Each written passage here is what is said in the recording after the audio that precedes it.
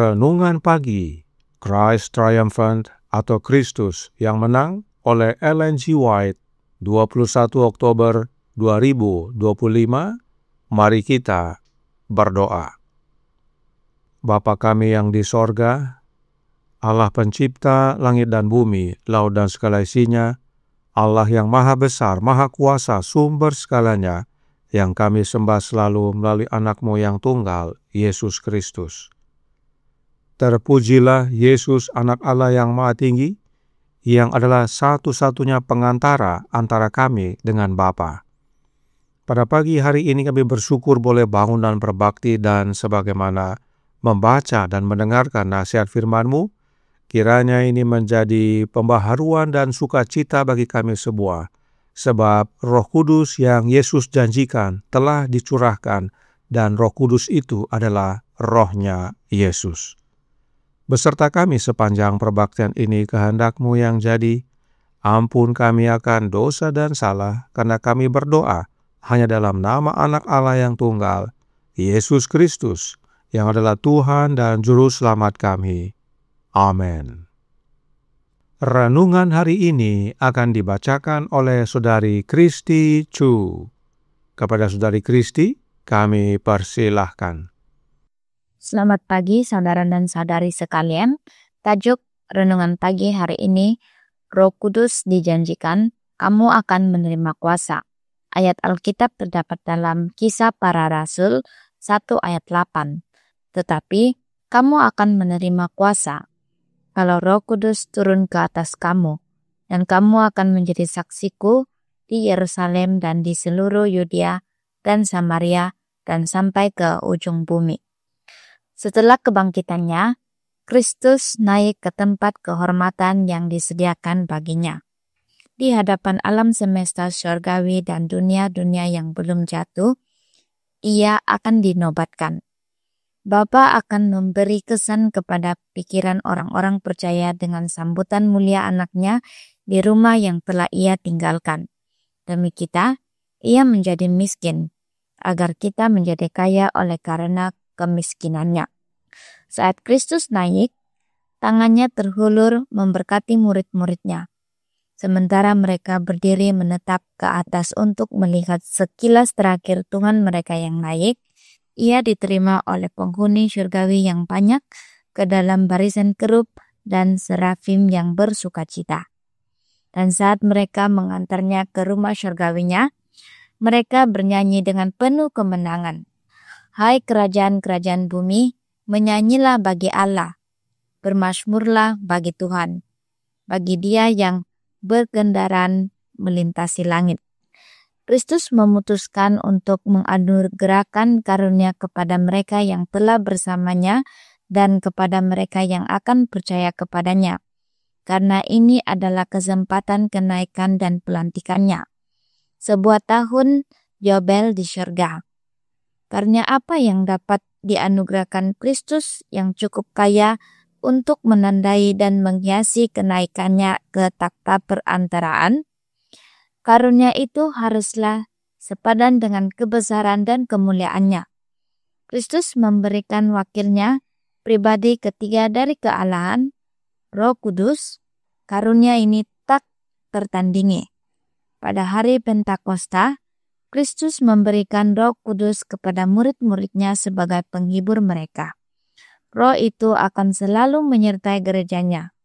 Dalam seluruh kehidupan Yahudi, pengaruh roh ini seringkali dinyatakan secara nyata, tetapi tidak sepenuhnya. Roh Kudus telah menantikan penyaliban, kebangkitan, dan kenaikan Kristus. Selama berabad-abad doa telah dipanjatkan untuk penggenapan janji, untuk pencurahan Roh Kudus, dan tak satu pun dari permohonan yang sungguh-sungguh ini terlupakan. Selama 10 hari, para murid memanjatkan permohonan mereka, dan Kristus di syurga menambahkan perantaranya. Ia menuntut karunia Roh Kudus agar ia dapat mencurahkannya atas umatnya. Kristus telah mencapai taktanya. Roh Kudus dicurahkan seperti yang telah ia janjikan, dan bagaikan angin kencang yang berhembus, Roh Kudus turun ke atas mereka yang berkumpul, memenuhi seluruh rumah. Roh Kudus datang dengan kepenuhan dan kuasa, seolah-olah selama berabad-abad telah tertahan, tetapi kini dicurahkan ke atas gereja untuk dikomunikasikan kepada dunia. Apa yang terjadi setelah pencurahan ini? Ribuan orang bertobat dalam sehari. Dikutip dari manuskrip 44 tahun 1898. Demikian bacaan renungan pagi hari ini. Tuhan Yesus memberkati. Terima kasih atas penata layanan Saudari Kristi. Tuhan Yesus memberkati. Selamat pagi saudaraku dalam Tuhan. Ada satu kalimat dalam renungan pagi hari ini yang penting sekali dipahami oleh umat Allah. Berikut kalimatnya dalam Christ Triumphant halaman 301 paragraf 4. Karunia apa yang dapat dianugerahkan Kristus yang cukup kaya untuk menandai dan menghiasi kenaikannya ke tahta perantaraan? Karunia itu haruslah sepadan dengan kebesaran dan kemuliaannya. Kristus memberikan wakilnya, pribadi ketiga dari kealahan, Roh Kudus. Karunia ini tak tertandingi. Istilah the third person of the Godhead ini sangat sering disalahartikan oleh para pendeta dan guru-guru Alkitab di dalam gereja Advent yang sekarang ini. Mari kita pelajari berdasarkan yang Alkitab dan Roh Nubuat nyatakan. Pertama, kata Godhead yang diterjemahkan menjadi kealahan. Perhatikan, Ellen White mengutip Roma 1 ayat 20 di dalam bukunya The Ministry of Healing bab 35 yang berbicara tentang Allah. Ellen White menggunakan versi Alkitab ARV atau American Revised Version, di mana di situ menggunakan kata divinity yang artinya keilahian. Sementara dalam versi King James menggunakan kata Godhead. Perhatikan yang berikut ini di bagian bawah. Dalam bahasa Indonesia berkata, sebab apa yang tidak nampak daripadanya, yaitu kekuatannya yang kekal dan keilahiannya, dapat nampak kepada pikiran dari karyanya sejak dunia diciptakan, sehingga mereka tidak dapat berdalih. Jadi, dalam bahasa Indonesia menggunakan kata keilahian, dalam versi ARV divinity, dalam versi King James Godhead. Namun semua artinya adalah sama, yaitu keilahian. Keilahian itu adalah alamiah Allah. Itu sebabnya dalam Alkitab bahasa Indonesia terjemahan lama dikatakan, karena semenjak awal kejadian alam, segala sifatnya yang tiada kelihatan, yaitu kodrat dan zat ilahiyatnya yang kekal itu, dapat dipandang terang dengan akal di dalam yang dijadikan, supaya mereka itu tidak dapat mendalihkan dirinya.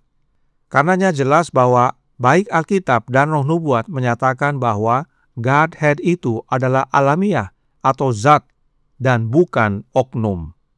Jadi, the third person of the Godhead dapat diterjemahkan menjadi pribadi ketiga dari alamiah keilahian. Sekarang, bagaimana dengan kata the third person atau pribadi ketiga? Mari kita baca kutipan selengkapnya yang selalu dipotong oleh para pendeta dan guru-guru teologi dalam gereja Advent. Kerinduan Segala Zaman bab 73 halaman 313 paragraf 2. Dosa dapat dilawan dan dikalahkan hanya dengan perantaraan kuasa oknum ketiga dari kealahan yang akan datang dengan tenaga yang tidak berkurang, melainkan dalam kepenuhan kuasa ilahinya.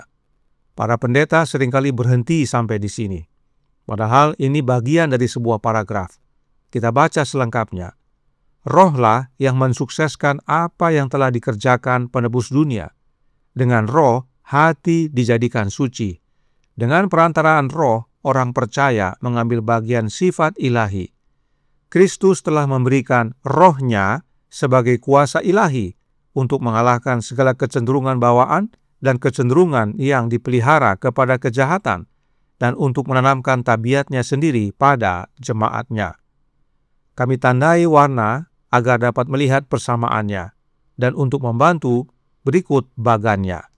Dosa itu sama dengan segala kecenderungan bawaan dan kecenderungan yang dipelihara kepada kejahatan. Nah, oleh karena itu, kuasa ilahi yang melawan dan mengalahkan dosa adalah sama juga, yaitu oknum ketiga dari kealahan yang adalah sama dengan rohnya Kristus itu sendiri. Sebab itulah yang melawan dan mengalahkan dosa. Apakah benar oknum ketiga dari kealahan tersebut adalah rohnya Kristus itu sendiri? Perhatikan Roh Nubuat menyatakan berikut ini dalam The Youth Instructor tanggal 29 Juni tahun 1893 paragraf 8. Tidak ada kuasa di dalam dirimu selain dari Kristus, tetapi adalah hak istimewamu untuk memiliki Kristus yang tinggal di dalam hatimu oleh iman, dan Dia dapat mengatasi dosa di dalam dirimu. Artinya, hanya Yesus yang punya kuasa atas dosa dalam diri kita. Kemudian, di Review and Herald tanggal 10 Februari tahun 1891 paragraf 5. Yesus sendiri yang punya kuasa untuk selamatkan dari dosa, untuk bebaskan dari kuasa kejahatan, dan untuk meragukan Dia yang telah menyerahkan nyawanya bagi kita adalah mendukakan dan menghina Bapa. Kembali, hanya Yesus sendiri yang punya kuasa untuk kalahkan dosa. Satu lagi, Kerinduan Segala Zaman, jilid 2, halaman 319, paragraf 2. Tanpa aku, Yesus berkata, kamu tidak dapat mengalahkan satu dosa atau melawan satu pencobaan. Karenanya jelas bahwa oknum ketiga dari keilahian tersebut bukanlah oknum yang lain, tetapi Yesus. Yesus sendiri, yaitu oleh kehadiran rohnya. Oleh sebab itu, the third person of the Godhead seharusnya diterjemahkan menjadi kata ganti orang ketiga dari alamiah keilahian. Ingat, Yesus sering menggunakan Iliism, yaitu menggunakan kata ganti orang ketiga untuk menyatakan dirinya seolah-olah orang lain. Roh Kudus, roh kebenaran, penghibur yang lain adalah kata ganti orang ketiga dari alamiah keilahian Yesus Kristus. Yang terkesan orang lain, tetapi sebenarnya pribadinya Yesus itu sendiri, rohnya Yesus itu sendiri. Rohnya Yesus inilah kuasa yang Yesus janjikan. Jadi, Roh Kudus itu adalah kuasa, yaitu kuasa dari Yesus.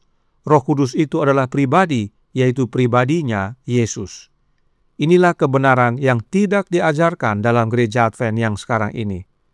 Karenanya, suratnya nomor 11A tahun 1894 paragraf 23 berkata, Roh Kudus adalah Roh Kristus yang dikirim kepada semua orang untuk memberi mereka kecukupan sehingga melalui kasih karunia-Nya kita dapat menjadi penuh di dalam Dia.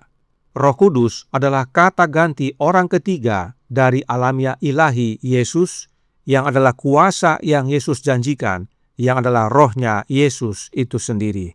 Dan ini telah Yesus curahkan sejak hari Pentakosta hingga sekarang. Percayakah saudara? Tuhan memberkati, saya bawa dalam nama Yesus. Amin. Mari kita berdoa. Bapa kami yang di sorga, Allah pencipta langit dan bumi, laut dan segala isinya, Allah yang maha besar, maha kuasa, sumber segalanya, yang kami sembah selalu melalui anak-Mu yang tunggal, Yesus Kristus. Terima kasih atas kebenaran vital pada pagi hari ini. Terima kasih Engkau membukakan kebenaran sejati, sebab banyak ajaran yang tidak selaras dalam gereja Advent sekarang ini tentang the third person of the Godhead. Itu bukanlah oknum yang lain, tetapi rohnya Kristus itu sendiri yang Yesus berikan untuk mengalahkan dosa. Karenanya tolong kami ya Bapa, karuniakanlah roh anak-Mu, roh Kristus yang adalah the third person of the Godhead, yaitu kata ganti orang ketiga dari alamiah ilahi Yesus, yang adalah rohnya, yang adalah pribadinya, agar kami dapat menang atas dosa, sebab hanya kuasa Kristus sendiri yang dapat mengalahkan dosa.